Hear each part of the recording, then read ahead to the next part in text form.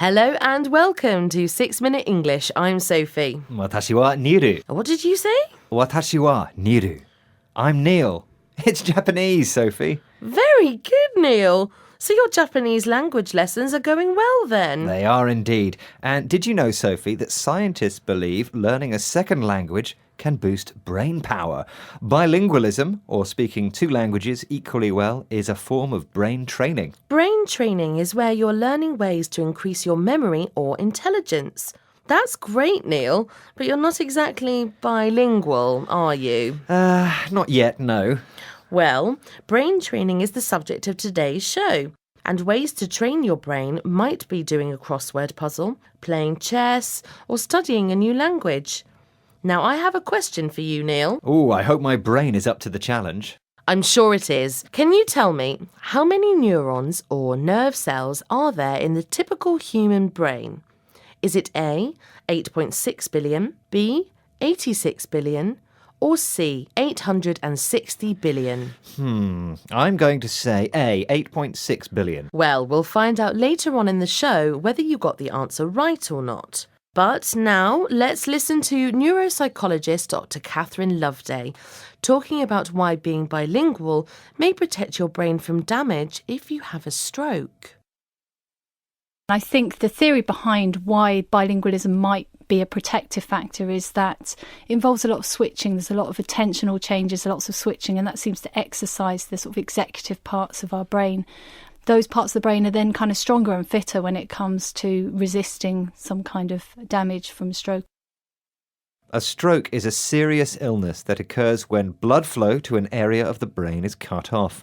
And executive functions are the mental skills involved in doing things like problem solving and planning. So, when a bilingual speaker switches or changes from one language to another, this exercises the executive parts of their brain, making it stronger and fitter.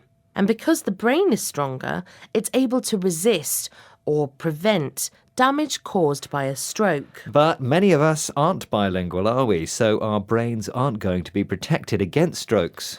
Don't worry, Neil.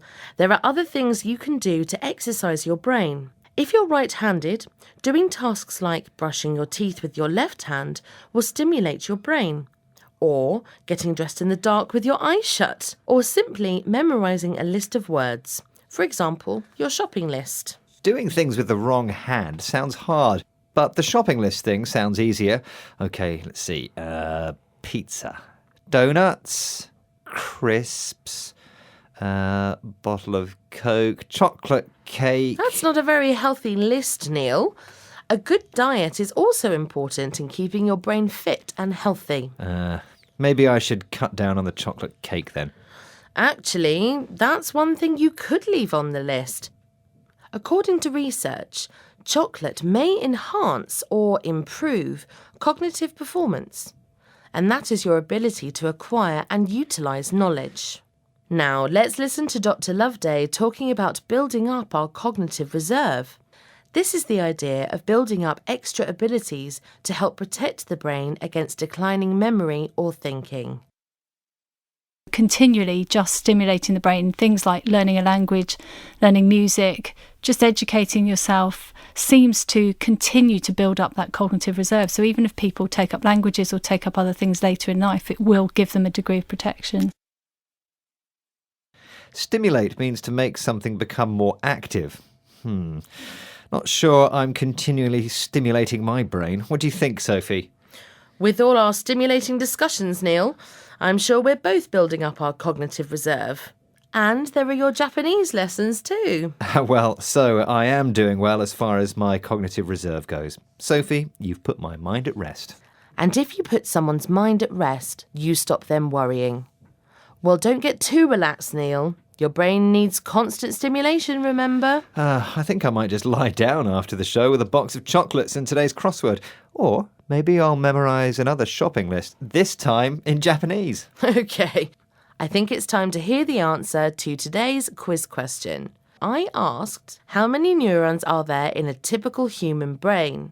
Is it A, 8.6 billion, B, 86 billion, or C, 860 billion? And I said A, 8.6 billion. I thought you were feeling clever today, Neil. I'm afraid that's the wrong answer. It's B, 86 billion. But do you know how scientists calculated that number? Did they have a guess, Sophie? No, not exactly.